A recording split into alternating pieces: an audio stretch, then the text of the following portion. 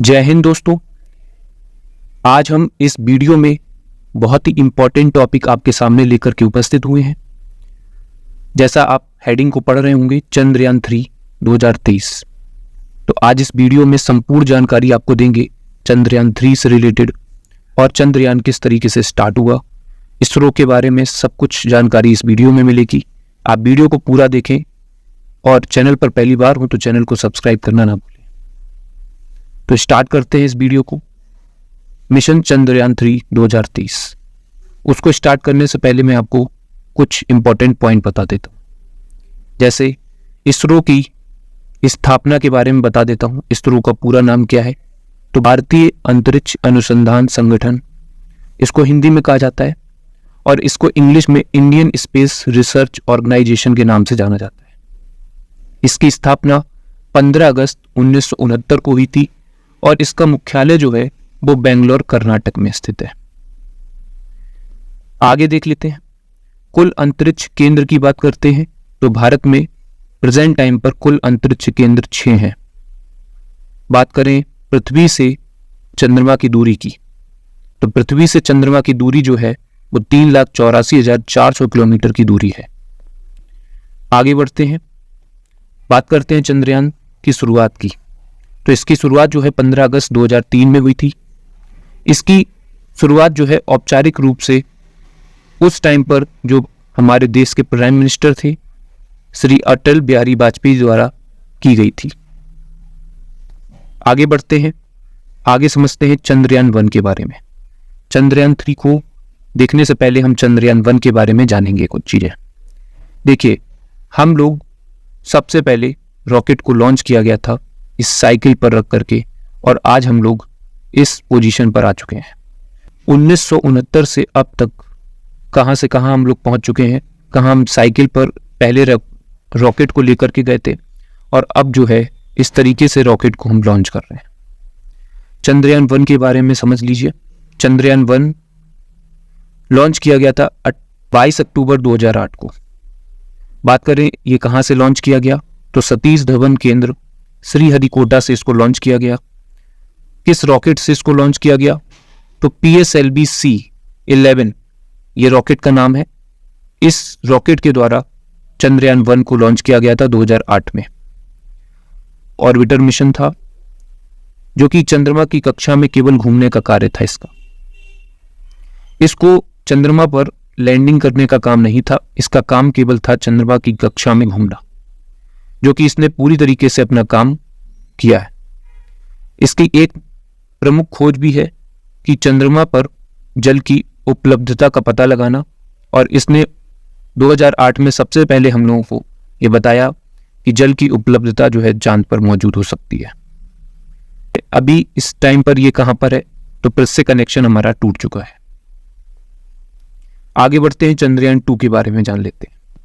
चंद्रयान 2 जो था इसी के बाद लॉन्च किया गया 2019 में, मतलब 11 साल के बाद 22 जुलाई 2019 को इसको लॉन्च किया गया, और वहीं से लॉन्च किया गया जहां से चंद्रयान 1 को लॉन्च किया गया था। सतीश धवन केंद्र श्रीहरिकोटा से इसको लॉन्च किया गया था, और इसमें जो रॉकेट यूज किया गया था वो GSLV Mk3Mi रॉकेट का नाम है। इस रॉकेट से इसको लॉन्च किया गया था। इसका कुल भार की बात करें तो 3850 किलो का भार था इसका। इसमें कुल व्यय जो था 978 करोड़ रुपए का खर्च हुआ था इसमें।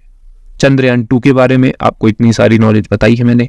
आगे देख लेते हैं इसके बारे में, और चीजें हैं उनको भी समझ लेते हैं। तो इसमें आप ऑर्बिटर, लैंडर और रोवर, इन 3 चीजों को शामिल किया गया था। ये चंद्रयान 2 मिशन था। इस मिशन में ऑर्बिटर और लैंडर साथ में रोवर को शामिल किया गया था। लैंडर का नाम पूछा जाए तो लैंडर का नाम था विक्रम। रोवर की बात की जाए तो रोवर था विज्ञान। आगे बढ़ते हैं, मिशन की बात करते हैं। इसका मिशन क्या था, तो दक्षिणी ध्रुव पर सॉफ्ट लैंडिंग कराने के मिशन के तौर पर इसको भेजा गया था। लेकिन चंद्रमा की सतह से ये 2 किलोमीटर पहले ही क्रैश हो गया था। आपको याद भी होगा, शायद आपने वहीं पर भी इसको पढ़ा जरूर होगा कि चंद्रमा की सतह से हम केवल 2 किलोमीटर की दूरी पर रह गए थे, और ये सॉफ्ट लैंडिंग ना होकर के हार्ड लैंडिंग हुई मतलब स्पीड ज़्यादा होने की वजह से ये वहाँ पर जाकर के क्रैश हो गया। बात करते हैं कारण की, तो मैंने कारण अभी आपको बताया, गति या फिर स्पीड ज़्यादा होने की वजह से ये जो था क्रैश हो गया था, हमारा मिशन फेल हो गया था। अब चलते हैं मिशन 3 के ऊपर। चंद्रयान मिशन 3 के बारे में इम्पॉर्टेंट जानकारी है, वो आपको दे देता हूँ। इसको जो है 14 जुलाई 2023 दिन शुक्रवार 2:35 पर इसको लॉन्च किया गया। कहाँ से इसको लॉन्च किया गया? तो सतीश धवन श्रीहरिकोटा से इसको लॉन्च किया गया। रॉकेट की बात की जाए, LBM-3 M4 जिसको बाहुबली के नाम से जाना जाता है, इसका वजन, खुद का वजन जो है वो 642 टन का है। इसका खुद का वजन इतना ज़्यादा है और ये पेलोड को बहुत ज़्यादा ले जा सकता है। इसकी क्षमता जो है वो बहुत ही ज़्यादा है और चंद्रमा पर इसकी लैंडिंग जो होगी आज ही 23 अगस्त 2023 को शाम 6:04 पे इसकी चंद्रमा पर लैंडिंग कराई जाएगी। अगर सब कुछ सही रहता है तो आज के दिन, वरना अगर कोई भी परेशानी होती है तो 27 अगस्त तक ये जो है लैंडिंग करवाने की प्रोसेस में काम कर सकता है। बात करते हैं कुल भार की, तो इसका कुल भार जो है वो 3900 kg है। आगे बढ़ते हैं, बात करते हैं इसके अंदर जो मॉड्यूल थे वो कितने थे। इसके अंदर 3 मॉड्यूल रखे गए हैं। बात करते हैं पहले मॉड्यूल की, प्रणोदक मॉड्यूल का यूज किया गया है, दूसरा है लैंडर मॉड्यूल और तीसरा है रोवर मॉड्यूल। आगे देखते हैं, जो ऑर्बिटर भेजा गया था चंद्रयान 2 के द्वारा, हम इसमें ऑर्बिटर को ऐड नहीं किए इस बार, क्योंकि ऑर्बिटर हमारा सही सलामत है वहां पर और वो चंद्रमा के चक्कर लगा रहा है अभी भी। ठीक है, तो ऑर्बिटर को इसमें शामिल नहीं किया गया है इस बार चंद्रयान 3 में। चंद्रयान 2 का जो ऑर्बिटर था वही चंद्रयान 3 के लिए काम कर रहा है। आपने देखा भी होगा, जैसे ही ऑर्बिटर में पहुंचा था तो चंद्रयान 2 का जो ऑर्बिटर था उसने हमारे लैंडर को हाय बोला था और उसका वेलकम किया था। आगे बढ़ते हैं, आगे देखते हैं कुछ इंपॉर्टेंट चीजें। अगर चंद्रमा की दक्षिणी ध्रुव पर सॉफ्ट लैंडिंग होती है तो भारत दुनिया का पहला देश बन जाएगा। ऐसा इसलिए कहा जा रहा है क्योंकि दक्षिणी ध्रुव पर अभी तक किसी भी देश ने अपना कोई भी रॉकेट लॉन्च नहीं किया है, कोई भी लैंडर वहां तक अभी तक किसी भी देश का नहीं पहुंचा है। बात करते हैं चंद्रमा की लैंडिंग की, तो चंद्रमा पर लैंडिंग जो है वो 3 देश कर चुके हैं, अमेरिका, रूस, चीन। और अगर भारत आज सॉफ्ट लैंडिंग करवा देता है तो भारत चौथा देश बन जाएगा, लेकिन दक्षिणी ध्रुव पर पहला देश होगा। दक्षिणी ध्रुव पर अभी तक किसी भी देश ने अपना लैंडर जो है स्थापित नहीं किया है। बात करते हैं कुछ और इंपॉर्टेंट पॉइंट की, तो दक्षिणी ध्रुव के पास लगभग 70 डिग्री पर स्थित स्थान पर यह लैंड करेगा। कुछ इंपॉर्टेंट चीजें आपके दिमाग में चल रही होंगी कि दक्षिणी ध्रुव पर क्यों इतना ज्यादा कठिन होता है। तो सबसे पहला पॉइंट समझ लीजिए, सूर्य का प्रकाश वहां पे नहीं पहुंच पाता है।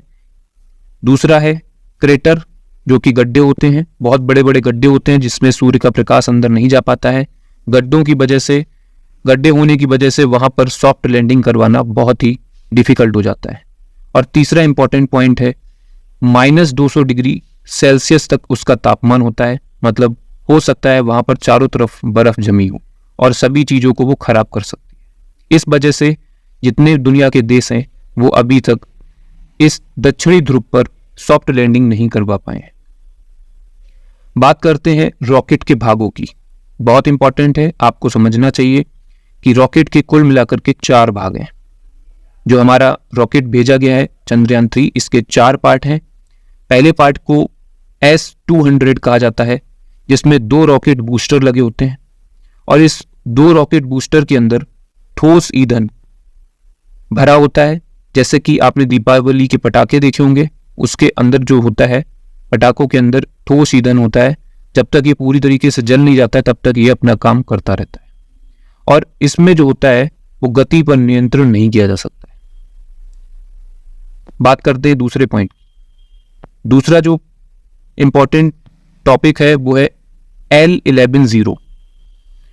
ये जो है वो विकास इंजन है। आपने रॉकेट को देखा होगा, तो इस तरीके से जो रॉकेट बना होता है ऐसे, इसमें ऊपर का पार्ट अलग है, ये आगे लगे हुए हैं। तो ये जो पहला पार्ट है ये वाला ये है, बीच का ये वाला जो पार्ट है वो है विकास इंजन, जिसमें लिक्विड फ्यूल भरा होता है, जिसको तरल इंजन कह सकते हो, तरल ईंधन। ठीक है, तीसरा पॉइंट जो है वो समझ लेते हैं। थर्ड पॉइंट क्या है? थर्ड C-25, ये हाई प्रेस्ड क्रायोजेनिक इंजन होता है और ये सबसे ज्यादा इंपॉर्टेंट होता है। इसके अंदर H2+O2 गैस जो है लिक्विड फॉर्म में भरी होती है और इसको जो है नियंत्रित किया जा सकता है। ये ही सबसे ज्यादा इंपॉर्टेंट है। अगर यहां से निकल जाते हैं तो आधे से ज्यादा काम हमारा हो जाता है। तो आपने देखा होगा जैसे ही हाई प्रेस्ड क्रायोजेनिक इंजन का काम खत्म हुआ था, उसके बाद मिशन लॉन्च कर दिया गया था, सक्सेसफुली लॉन्च हो गया था। इसके बाद चंद्रयान 3 जो है चंद्रमा की कक्षा में पहुंच गया है। अभी चंद्रयान 3 जो है वो लैंडर और रोवर को साथ में लेकर के गया है। यह है चौथा पार्ट इसका। आगे बढ़ते हैं, कुछ और चीजों को समझ लेते हैं कि 4 चुनौतियां क्या है हमारे सामने। तो 4 चुनौतियों में सबसे पहली चुनौती हमारे सामने है विक्रम की गति नियंत्रित रखना। उसकी गति को नियंत्रित रखेंगे तो हम उस पर नियंत्रण कर सकते हैं और किसी भी तरीके से हम लैंडिंग करवा सकते हैं। दूसरा इंपॉर्टेंट चुनौती है हमारे सामने, उतरते समय लैंडर सीधा होना चाहिए। तीसरी चुनौती हमारे सामने है तय स्थान पर उतरेगा तो सही रहेगा, वरना ऊबड़ खाबड़ जगह पर उतरता है तो नुकसान की आशंका बरकरार रहेगी। चौथा इंपॉर्टेंट चुनौती हमारे सामने है कि लैंडर से लगातार संपर्क रखना पड़ेगा हमको। इसरो की टीम दिन रात एक करके उस काम को कर रही है। अभी आपको बताएंगे कि क्या क्या इंपॉर्टेंट चीजें हैं। और हमारे इसरो के प्रमुख जो है एस सोमनाथ, उन्होंने क्या कहा है? तो उन्होंने कहा है इस बार गलती की कोई गुंजाइश नहीं छोड़ी है। ये कह रहे हैं इसरो के प्रमुख एस सोमनाथ जी। कुछ इंपॉर्टेंट चीजों को समझ लीजिए, फिर हम इस वीडियो को खत्म करते हैं। और ये वीडियो कैसा लगा, वीडियो को देखने के बाद कमेंट करके जरूर बताइएगा। 8 पड़ावों की बात करते हैं तो किस तरीके से विक्रम चंद्रमा की सतह पर उतरेगा, तो उन 8 पड़ाव को जल्दी जल्दी देख लेते हैं। पहले पड़ाव में विक्रम चांद की सतह से करीब 30 किलोमीटर की ऊंचाई पर होगा। अगले पड़ाव तक पहुंचने में इसे 690 सेकंड का समय लगेगा। कुल मिलाकर के आप देख रहे हो कि सारी चीजें जो है एक्यूरेट हैं। इतने समय में ये काम होना है तो वो काम उतने समय में करा जाना जरूरी है, वरना ये जो विक्रम लैंडर है उसकी सॉफ्ट लैंडिंग कराने में प्रॉब्लम आएगी। दूसरा पड़ाव क्या है हमारे सामने? तो जो लैंडर है 7.4 किलोमीटर की ऊंचाई पर रहेगा दूसरे चरण में। इस दौरान गति 358 मीटर प्रति सेकंड होगी और यह यात्रा जो है वो 30 से 7.4 किलोमीटर के बीच होगी। तीसरा पड़ाव हमारा देखते हैं। तीसरा पड़ाव क्या है? विक्रम 6.8 किलोमीटर की ऊंचाई पर पहुंचेगा और तब गति 336 मीटर प्रति सेकंड होगी। यह यात्रा 7.4 से 6.8 किलोमीटर के बीच रहेगी। यह हमारा तीसरा पड़ाव है। चौथे पड़ाव को देख लेते हैं। कुल मिलाकर के 8 पड़ाव मैंने आपको बताए थे स्टार्टिंग में। चौथा पड़ाव है 800 मीटर की ऊंचाई पर लैंडर के सेंसर चांद की सतह पर लेजर किरणें भेजकर अपने लिए उतरने की सुरक्षित जगह को मुआयना करेंगे। तो इसमें आप देखिएगा कि इस बार जो है चंद्रयान 3 में काफी सारे चेंजेस किए गए थे। तो इस बार इस लैंडर के अंदर एक सेंसर भी लगाया गया है जो लेजर किरणों को चांद की सतह पर भेजेगा और सुरक्षित जगह ढूंढेगा जहां पर वो उतर सके। ये इंपॉर्टेंट है। और चीज मैं आपको बता दूं कि पिछली बार जो था चंद्रयान 2 में 5 थ्रस्टर लगाए गए थे, मतलब 5 इंजन का यूज किया गया था लैंडर के अंदर, विक्रम लैंडर पर। लेकिन इस बार जो बीच वाला जो थ्रस्टर था उसको हटा दिया गया है, जिससे वजन कम हो गया और हम ज्यादा से ज्यादा फ्यूल को ले जा सकते हैं। आगे बढ़ते हैं, अगला पॉइंट देख लेते हैं। आगे के पॉइंट है 5वां पड़ाव क्या हमारे सामने? 150 मीटर की ऊंचाई पर लैंडर की गति 60 मीटर प्रति सेकंड रह जाएगी। यह यात्रा 800 मीटर से 150 मीटर के बीच रहेगी। छठा पॉइंट क्या है हमारे सामने, 60 मीटर की ऊंचाई पर विक्रम की रफ्तार 40 मीटर प्रति सेकंड पर हो जाएगी। यह यात्रा 150 मीटर से 60 मीटर की होगी। यहां से विक्रम लंबवत रहना शुरू हो जाएगा। लंबवत का मतलब समझ लीजिए सीधा उतरेगा, और मैंने आपको स्टार्टिंग में बताया था चुनौतियों में कि सीधा उतरना सबसे ज्यादा जरूरी है। सातवां पड़ाव है हमारे सामने, 10 मीटर की ऊंचाई पर लैंडर की गति को घटाकर 10 मीटर प्रति सेकंड कर दी जाएगी। इस दौरान विक्रम लंबवत रहेगा और गति 10 मीटर प्रति सेकंड से भी कम रह जाएगी। जितनी ज्यादा स्पीड को हम कम करेंगे उतना ही सॉफ्ट लैंडिंग होने के चांसेस हमारे ज्यादा होंगे। आठवां जो सबसे इंपॉर्टेंट पड़ाव है उसको भी समझ लीजिए, चंद्रमा की सतह पर विक्रम की सुरक्षित सॉफ्ट लैंडिंग सुनिश्चित होगी और इस दौरान लैंडर की रफ्तार 1 से 2 मीटर प्रति सेकंड की रह जाएगी और इस तरीके से हम चंद्रमा की सतह पर विक्रम लैंडर को सुरक्षित सॉफ्ट लैंडिंग के थ्रू पहुंचा पाएंगे। अगर ऐसा होता है तो भारत दुनिया का पहला देश बन जाएगा। आज हमने इस वीडियो में चर्चा की चंद्रयान 3 के बारे में, चंद्रयान 1, चंद्रयान 2 के बारे में बताया। आपको चंद्रयान 1, चंद्रयान 2 मिशन में भी बताया था कि किस तरीके से लॉन्च किया गया था और क्या तकनीकी खराबी या क्या कारण की वजह से वो मिशन चंद्रयान 2 खराब हुआ, उसकी वजह से चंद्रयान 3 को लॉन्च किया गया इस दोबारा से। आपको ये वीडियो कैसा लगा कमेंट करके जरूर बताइएगा और चैनल पर पहली बार हूं तो चैनल को सब्सक्राइब कर दीजिएगा। मिलते हैं नेक्स्ट वीडियो में, तब तक के लिए धन्यवाद।